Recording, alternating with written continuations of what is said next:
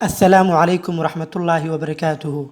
Dunida aynu ku noolnahay waxaa ka jira isbeddelo waaweyn kuwaasoo horseeday in lagu tallaabsado horumaro dhan waliba ah, walow ay jiraan in isbeddelada qaar kilkilaha ku sitaan dib u dhac xagga ibni'aadanimada. Haddana muhiimadda ugu weyn ayaa ah in maantadan aynu noolnahay dunida ay qaabab kala duwani uga socdaan isbeddelo horumarineed kuwaasoo dal iyo dadba leh. Haddaba isbeddeladaas waxay keeneen shuruuc ay waajib tahay in laga helo ruuxii doonayo inuu isagana qayb ka noqdo isbeddelada ka socda dunida. Muuqaalkan ayaynu uga hadli doonaa qaar ka mid ah shuruucdaas. Ku soo dhawaada.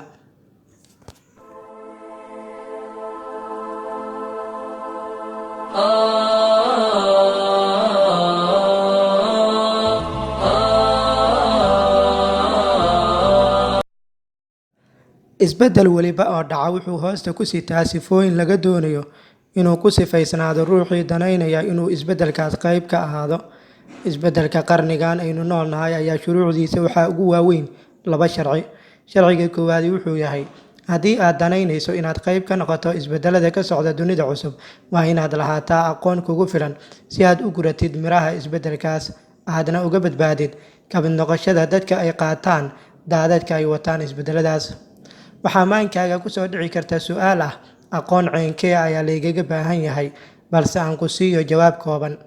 Aqoonta lagaaga baahan yahay ayaa ah mid u qaybsan 4 qaybood, waxayna kala yihiin: 1.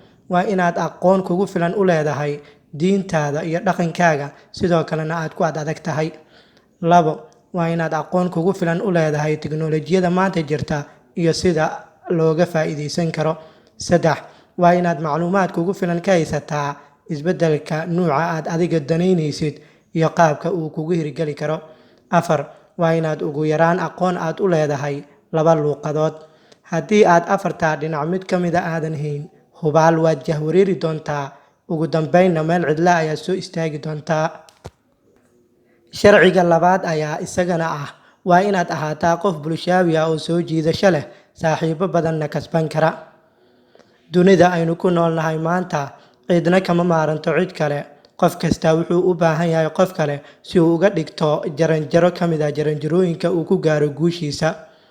Haddii aad tahay qof urursan amase aan lahayn dabeecad ama saddex nacba, waxaad u baahan tahay inaad taas iska soo laalaabto maanta oo aad la qabsato dunida cusub. Qof kasta horumarkiisa waxaa qayb ka ah dadyow tiro badan oo la doonayo inuu abaal uga haayo. Dadka aad u baahan tahay inaad kasbato ayaa waxay u qaybsan yihiin 2 qaybood. Qayb aad adiga uga baahan tahay inay ku garab qabtaan sidii aad horumar ku gaari lahayd haddii ay ahaan lahayd khibradooda ama hantidooda, iyo qayb kale oo aad u baahan tahay in ay ku noqdaan kuwa adiga ku taabacsan oo afkaartaada ku qanacsan. Waxaan filayaa in ay kaa dhaadhacday labadaas